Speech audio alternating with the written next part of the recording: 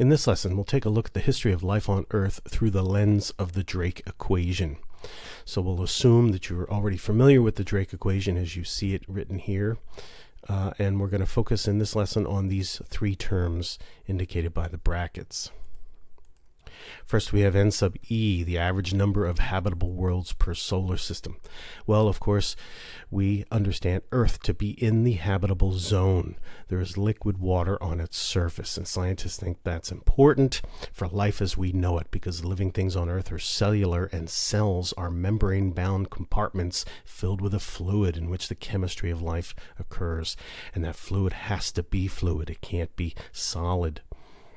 So the warm temperatures of the water on planet Earth allow proteins to fold up in a stable way. You'll recall proteins are chains of amino acids, and then they fold up into a three-dimensional shape, and the shape determines the function. Well, if proteins can fold up in a stable way, they can repeatedly perform their chemical jobs. In addition, the warm water allows for fast molecular interactions happening within a cell to promote the chemistry of life. See, now, if the planet were closer to the star, well, then, of course, the oceans might boil off. But in addition, in terms of life, the proteins would unfold. So they wouldn't be able to fold up properly when temperatures rise too high. And if they can't fold up properly, they can't do their jobs properly. If the planet were too far away from its star, then the liquid water turns to ice, and then you're going to lose the molecular interactions that must occur to sustain life. Now the next term then is F sub L, the fraction of habitable worlds in which life emerges. So here we have one proposed site of origin for life on Earth, these undersea hydrothermal vents, where over tens of millions of years some complex organic chemistry produced sets of molecules that assembled into the first living organisms, the first cells. And here we see Luca, the last universal common ancestor. So this is this unbelievable event where a planet produces life. Well, what fraction of Earth-like planets will produce life? What is this number? Is it 1 out of 100 Earth-like planets will produce life? Is it 1 out of 1,000,000? Is it 1 out of 1,000,000,000? And this is an unknown quantity at this time.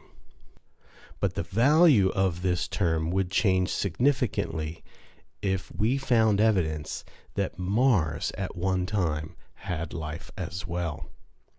So this is a huge question. Did life arise on Mars? Now, why would some think that there was even a possibility? Well, there's evidence that Mars once had liquid water, and that means it was a more habitable planet than it is today.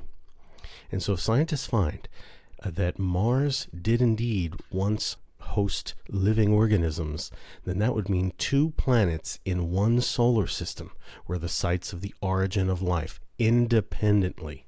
That suggests that life may be relatively easy to produce on a planet with suitable conditions. So if you have a rocky planet in the habitable zone with liquid water, you're going to have lots of interesting chemistry going on, lots of chemical diversity across the planet in the nooks and crannies, all kinds of interesting chemistry going on for tens of millions of years, producing a wide diversity of organic molecules, some of which might then be able to assemble into those organized structures that we call cells. So the discovery that Mars once had life would be a momentous discovery and an exciting discovery if we're thinking about the possibility of life elsewhere in our galaxy. Let's continue on then with the story of life on Earth. And so Luca's descendants we have shown here into 2 sort of domains, the bacteria and archaea. These are considered simple cells, so they don't have a nucleus, they don't have mitochondria.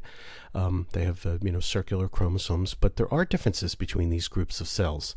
The archaea group, they have a different molecular composition in their cell membrane, and they use different proteins to replicate their DNA.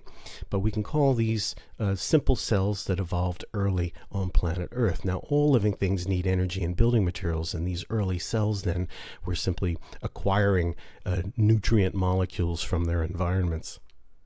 and they were capable of evolving into different kinds of species, you might say, capable of eating different kinds of molecules as a result of natural selection. Now, we saw the recipe for natural selection was variation plus selection plus heredity equals natural selection.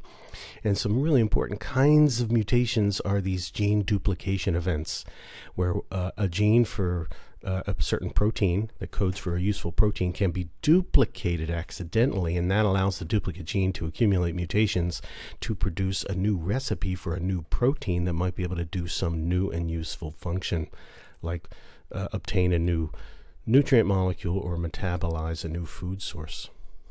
So we want to think then about this early period of life on Earth where these simple cells were evolving into different kinds of cells capable of different kinds of biochemistry. And then something really cool happened. One lineage of bacteria evolved the capacity for photosynthesis. Life captured sunlight, split water molecules, and attached hydrogen to carbon dioxide to make sugars like glucose.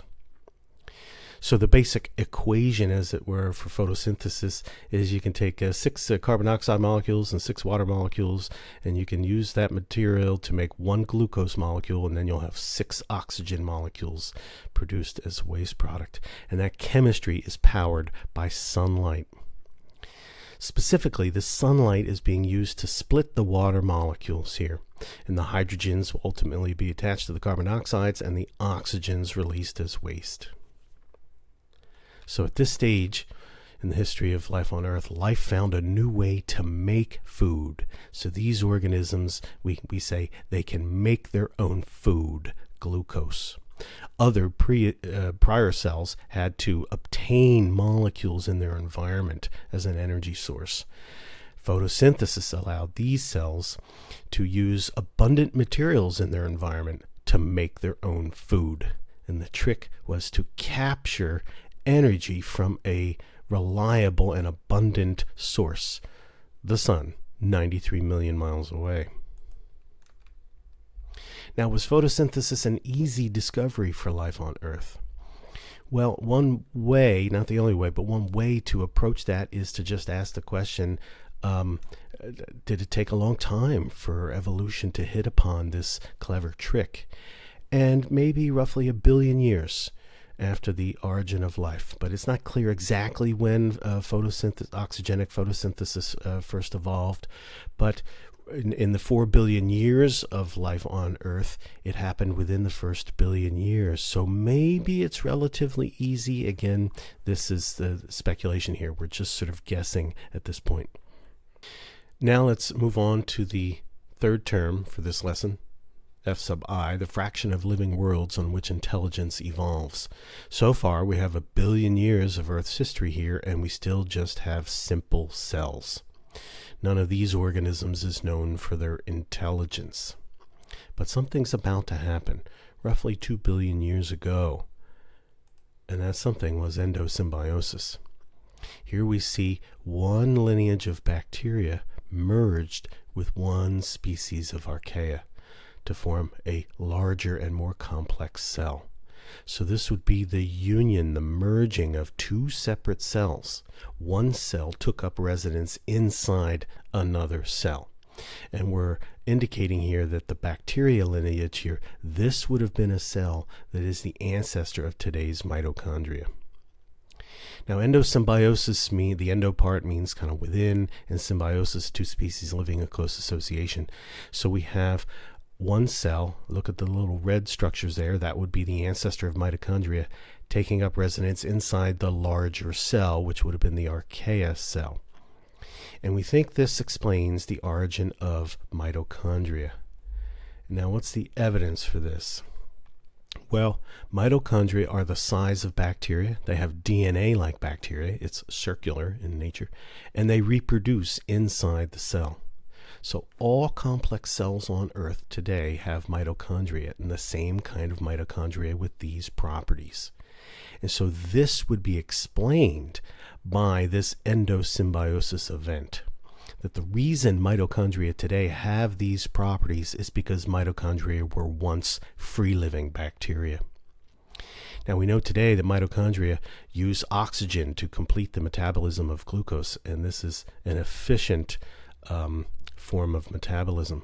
So endosymbiosis solved an energy problem. Notice all the internal membrane of the mitochondria, and it's here where you have all those proteins that make ATP reside. So there's more surface area for those proteins to generate more ATP. And beyond that, the use of oxygen to break down food is just a much more energy efficient process than other forms of food metabolism. So this merging of a little bacteria cell that was using oxygen to efficiently metabolize its food, so it was good at producing ATP, got itself inside a larger cell, but continued to reproduce. And some of the ATP that it was producing would be shared with the larger cell. In return, the larger cell provided security, protection, and other nutrients and so on. So this was a mutually beneficial arrangement, and it allowed cells to get bigger. So endosymbiosis solved an energy problem. And now life got larger and more complex, and that increased the odds significantly for intelligence on planet Earth. Here we see some of the cast of characters that we've seen under the microscope. All these are single-celled organisms, but they are large, complex cells, jam-packed with mitochondria. Now, they also have a nuclear membrane around their DNA as well, and that's something that differs with respect to bacteria and archaea. So life gets a chance now. We have made a critical step from the simple type of cells. For 2 billion years, Earth was dominated by bacteria, and now we have endosymbiosis creating new opportunities for larger single-celled organisms. And some of these larger single-celled organisms explored new ways of living, like becoming predators, eating other cells to obtain the nutrients they needed. So at this stage, 2 billion years after the origin of life, now we have cells eating each other. We have predator-prey interactions. But this sort of more complex ecosystem was only possible because of endosymbiosis and how it allowed cells to become larger and more complex due to an increase of available energy. Well, was endosymbiosis easy or hard? Well, it happened around 2 billion years after Luca, and apparently it was just one chance encounter that gave rise to mitochondria in all complex cells. So that kind of makes it seem like it was a random encounter. It was a chance event. It might not have happened for another billion years, or if ever in the history up until the present. So the idea, though, is if it didn't happen, Earth would just be colonized with simple types of cells, bacteria and archaea. After the first endosymbiosis, there were several others, but here's a notable second endosymbiosis, and this makes complex cells with chloroplasts. Notice it would be a complex cell that has mitochondria already, engulfs a cyanobacterium. And this would explain the origin of chloroplasts. Again, chloroplasts have those same three features as mitochondria. They're the size of bacteria, DNA like bacteria, and they reproduce inside the cell like bacteria. And here we see a picture of some chloroplasts caught in the act of dividing. So this second endosymbiosis event, of course, initially produced single-celled organisms, but now they had within them another photosynthetic unit, right, a cyanobacteria, that could produce glucose, and some of that glucose would be shared with the larger cell. And then in return, the larger cell would provide protection and nutrients and so on to the photosynthetic cell. So we have, again, the union of two cells, one cell living inside another, and the cooperative arrangement was beneficial to both parties. Of course, that initial cell would have been a single-celled organism, and a creature like Euglena would have been one of its descendants.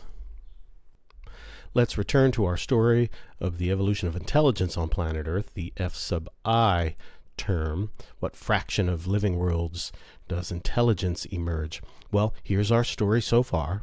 We've had 2 billion years of bacteria, and then endosymbiosis occurs, and that leads to larger, more complex single-celled organisms like these down here. A second endosymbiosis produces single-celled organisms with the capacity for photosynthesis that have chloroplasts as well as mitochondria, and that's what we see up here. But again, we're talking about another billion years where it's just single-celled organisms, but they are complex cells. They're large and complex single-celled organisms. So this is 3 billion years of Earth's history, and we don't really have notable examples of intelligence yet. But this was about to change with the next major evolutionary innovation, multi-celled life. This is when life got really big and complex. So single-celled ancestors stuck together to form multi-celled organisms. In the case up here for the photosynthetic branch of the tree of life, we have a single-celled organism with mitochondria and chloroplasts. Well, they form multi-celled colonies like simple multi-celled algae, and a single type of green algae was the common ancestor of all plants, all land plants today. With animals, the ancestor would have been a single-celled organism with mitochondria. Notice no chloroplasts. But then they would have been the ancestors of the first colonies that we call simple animals. And so then we get the history of animals and how evolution is going to favor different kinds of body plans, different organizations of these cells to make different kinds of animals. So life gets big and complex with multicellular organisms. And of course, if we're interested in intelligence on planet Earth, we're going to be focusing our attention on the animal branch of the tree of life. That's where we're going to find intelligence. So what about this step to multicellular life on Earth? Was it easy? Well, it emerged several times independently, suggesting that once you get complex single-celled organisms, it's not too difficult for evolution to find advantages in hooking those cells up to form larger colonial structures. And again, to emphasize the independent evolution of multicellular organisms, we can note that the common ancestor of the multicelled plants was a single-celled organism with mitochondria and chloroplasts, but that common ancestor of the multicelled plants was a different organism than the single-celled common ancestor of animals. At this point then, let's make some observations of the relationships between animals and the photosynthetic branch of the tree of life. Well, animals are dependent upon photosynthesis. Of course, we know that animals lead active lifestyles, and that requires a high oxygen demand. And of course, oxygen is a byproduct of photosynthesis. And in earlier lessons, we learned that when photosynthesis first emerged, the released oxygen was toxic to lots of the cells that existed at the time. But then, of course, natural selection will favor new mutations that allow cells to live with oxygen. In fact, to use oxygen to more efficiently metabolize their food. And that's this lineage here. Those were the ancestors of mitochondria. They were good at using oxygen to more efficiently break down their food to generate ATP. And then they got themselves inside of an archaea cell. So, initially, photosynthesis created a catastrophe for life on Earth. It was toxic to lots of life forms, but some evolved the ability to use it, and that set the stage for later larger organisms, multi-celled organisms, that were only possible because of the efficiencies produced by oxygen metabolism. Another way of saying that succinctly is that animals wouldn't exist without oxygen respiration. And of course, oxygen respiration wouldn't exist without oxygen being released into the atmosphere by photosynthesis. Of course, photosynthesis also produces the glucose, the food for animals. Photosynthetic organisms are at the base of most food chains. So if we're just thinking about animals, how the top predator eats the prey species, but then that species might also eat some other animal. But if you go down the food chain, you're going to arrive at some photosynthetic organism. The ones that are harnessing solar energy and converting that solar energy into the chemical energy of glucose. So animals are dependent upon photosynthesis both for the oxygen and for the food, the glucose. Long food chains are only possible in a high oxygen environment. So the efficiencies of oxygen metabolism allowed for more complex and longer food chains, where you have an animal species eating another animal species, which eats another animal species, which then eats the plants. Well, you only get the long food chains in a high oxygen environment, and we only have a high oxygen environment because of a long history of photosynthesis on planet Earth. And one final note, in a high oxygen environment, predation can pay off, leading to the evolution of larger predator species. And again, generally speaking, when you compare predators and prey, it's the predators that have the larger brains. So we're starting now to see this connection between predators and intelligence. And we only get these larger predators because there was a high oxygen environment that could support these more elaborate and longer food chains. Now, to wrap this up and to capture the relationship between animals and photosynthesis, we can succinctly say it like this: no photosynthesis, no animals. So let's return to the Drake equation. If we're interested in the possibility for intelligent life in our galaxy, we might ask this kind of question related to photosynthesis. Would photosynthesis evolve on other Earth-like planets with life? This is what happened on our world. That life tapped into an abundant and reliable energy source, our sun. And that laid the groundwork for the future evolutionary possibilities, including animals with intelligence. So here's our solar system down here. Photosynthesis evolved on Earth. It made possible the later evolution of animals with intelligence on our tree of life. Did something like photosynthesis make intelligence possible for them? Let's return to the story then of animal evolution. We'll go back 520 years ago to the Cambrian explosion, a period of time where lots of new kinds of animal body plans were evolving. Here we see the vertebrate tree, or the vertebrate branch on the tree of life. We have the 5 classes of vertebrates here. They can all trace their ancestry back to the first vertebrates, which were fish. But the ancestors of fish lived in the Cambrian oceans. These were non-vertebrate animals in the Cambrian. Here we see an Anomalocaris and a trilobite and other kinds of creatures. And scientists suspect that a creature like Pikaia may have been the ancestor to fish. It had this notochord running down the length of its body, and this may have been the precursor to the backbone. So with Pikaia, or something like Pikaia, we then get the evolution of the first vertebrates, fish, and then we have our familiar vertebrate sequence. Tiktaalik being sort of a fish with fingers, right?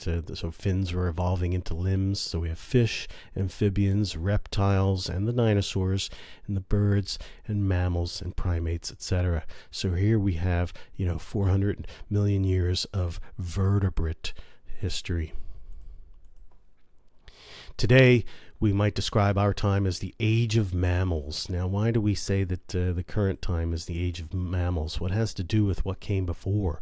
And that was the age of reptiles and dinosaurs. So at this period of time, dinosaurs dominated the earth for over 150 million years. But then something significant happened. Around 65 million years ago, an asteroid about 6 miles wide, traveling 50,000 miles per hour, slammed into the Yucatan Peninsula, and we get a mass extinction event. Now let's look back at our tree diagram here. Here we can see the extinction of the dinosaurs some 65 million years ago. But notice what happens after that. Some of the mammal species survived that event, and then we see this diversification. Right, so wiping out a lot of those dinosaurs, it opened up a whole bunch of new niches for mammals to evolve into different kinds of mammals to exploit those new open niches.